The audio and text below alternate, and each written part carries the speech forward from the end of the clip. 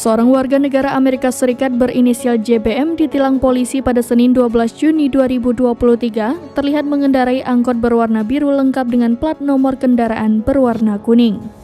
Penilangan terjadi ketika anggota Polresta Denpasar sedang melakukan tugas mengatur lalu lintas di simpang Jalan Sunset Road, Jalan Imam Bonjol, Kota Denpasar, Bali.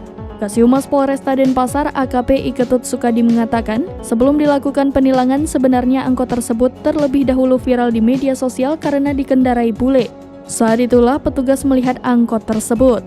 Kasatlantas Polresta Denpasar, Kompol Niputu Utariani memerintahkan anggotanya untuk melakukan pengejaran.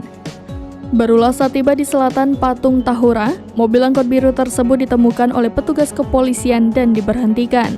Pengemudi angkot tersebut disuruh turun dari mobil untuk dilakukan pengecekan surat-surat termasuk identitas pengemudi. Saat diinterogasi lebih lanjut, WNA tersebut mengaku angkot yang ia bawa adalah milik temannya.